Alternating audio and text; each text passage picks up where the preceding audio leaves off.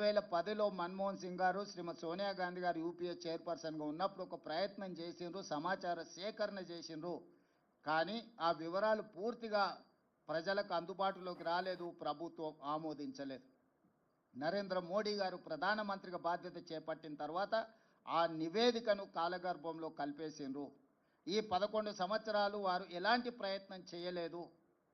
కానీ శ్రీ రాహుల్ గాంధీ గారు కన్యాకుమారి నుంచి కశ్మీర్ వరకు 150 రోజులు 4000 కిలోమీటర్లు మండు టెండల్లో మంచు కొండల్లో పాదయాత్ర చేస్తూ ఈ దేశ ప్రజలందరినీ కలిసినప్పుడు దేశ ప్రజల యొక్క ఆలోచన, దేశ ప్రజల యొక్క గుండె చప్పుడు విన్న రాహుల్ గాంధీ గారు స్పష్టమైన హామీ ఇచ్చిండు ఈ దేశ ప్రజలకు. ఏ రాష్ట్రంలో మా ప్రభుత్వం ఏర్పడుతుందో ఆ రాష్ట్రంలో మేము జనగణనలో కులగణనను ఏర్పాటు చేస్తాము, వివరాలు సేకరిస్తాము. అదేవిధంగా కేంద్రంలో కూడా మా ప్రభుత్వం ఏర్పడిన ఎంబడే జనగణనలో కులగణనను కలిపి సమాచారాన్ని సేకరించి ఇది ఈ సమాజానికి సంబంధించిన ఎక్స్రే, ఈ ఎక్స్రే ద్వారా వాళ్ళు ఎంతమంది ఉన్నారో అంత వాళ్లకు నిధుల విషయంలో, నియామకాల విషయంలో న్యాయం చేస్తామని రాహుల్ గాంధీ గారు హామీ ఇచ్చారు. ఈరోజు రాహుల్ గాంధీ గారి హామీ మేరకు తెలంగాణ ప్రజలు కాంగ్రెస్కు ప్రభుత్వాన్ని అందించడం జరిగింది. రాహుల్ గాంధీ గారు సూచనలు తీసుకుంటూ తెలంగాణ రాష్ట్రంలో కులగణను విజయవంతంగా ఎలాంటి వివాదాలు లేకుండా, ఎలాంటి తప్పులు లేకుండా ప్రతిపక్షాలను, అదేవిధంగా అందులో భాగస్వాములను, అదేవిధంగా ప్రజా హక్కుల సంఘాలను అందరిని కూడా వాళ్ళ అభిప్రాయాలను సేకరించి ప్రశ్నాపత్రాన్ని తయారు చేసి చట్ట పరిధిలో రాజ్యాంగబద్ధంగా ఈ వివరాలన్నిటిని కూడా సేకరించి ఈరోజు దేశానికే ఆదర్శంగా నిలబడ్డాం. రాహుల్ గాంధీ గారికి ఈరోజు తెలంగాణ ప్రజల తరఫున నేను ధన్యవాదాలు తెలియజేయదలుచుకున్న, బలహీన వర్గాల తరఫున నేను ధన్యవాదాలు తెలియజేయదలుచుకున్న. ఈరోజు పెద్దలు కేశవరావు గారు, హనుమంతరావు గారు, మధుయాస్కి గారు, పొన్నం ప్రభాకర్ గారు, అంజన్ కుమార్ యాదవ్ గారు, చాలామంది మిత్రులు, షబీర్ అలీ గారు, చాలామంది శాసనసభ్యులు, వీళ్ళందరూ కూడా నన్ను అభినందించడానికి వచ్చిండు. ఈ అభినందనలు నాకు కాదు, రాహుల్ గాంధీ గారికి చెందాలి.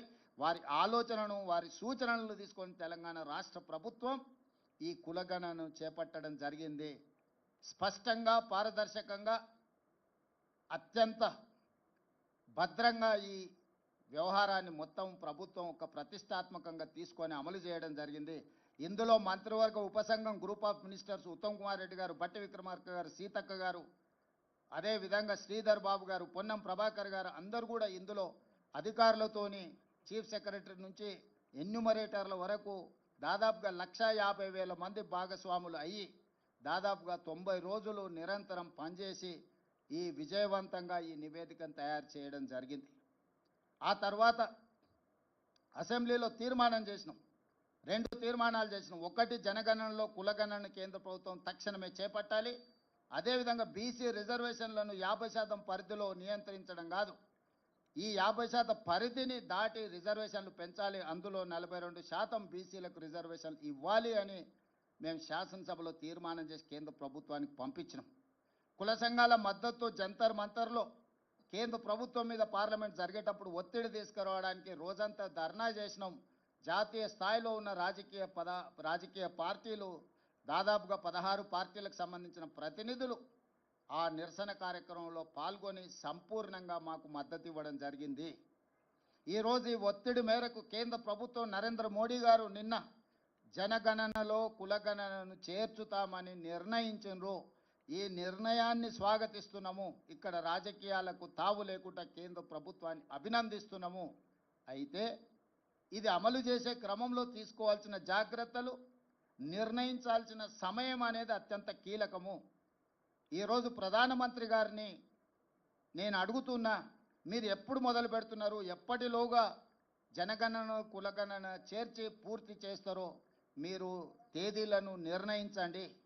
అదేవిధంగా ఇది అమలు చేసే క్రమంలో మీరు తీసుకోబోయే నిర్ణయాలు, అమలు చేసే ముందు వచ్చే సవాళ్లను, సమస్యల్ని ఏ విధంగా అధిగమించదలుచుకున్నారో మీరు అన్ని రాజకీయ పక్షాలతో చర్చించండి. ఇది సీక్రెట్ డాక్యుమెంట్ కాదు, ఇది ఎనీ పొలిటికల్ పార్టీ రెస్పాన్సిబిలిటీ కాదు, ఇది గవర్నమెంట్ ఆఫ్ ఇండియా బాధ్యత.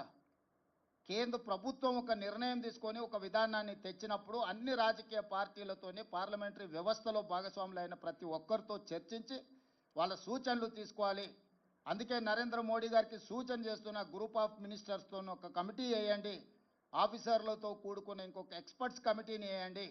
గ్రూప్ ఆఫ్ మినిస్టర్స్ రాజకీయ పార్టీలతోని అదేవిధంగా స్టేక్ హోల్డర్స్తోని అదేవిధంగా సివిల్ సొసైటీస్తోని చర్చించమనుండ్రి. వాళ్ళ నుంచి వచ్చే సూచనలను వాళ్ళ నుంచి వచ్చే సమస్యలను ప్రశ్నలను ప్రభుత్వం వివరణ ఇవ్వడం ద్వారా పారదర్శకంగా ఈ ప్రక్రియను ముందుకు తీసుకెళ్ళవచ్చు.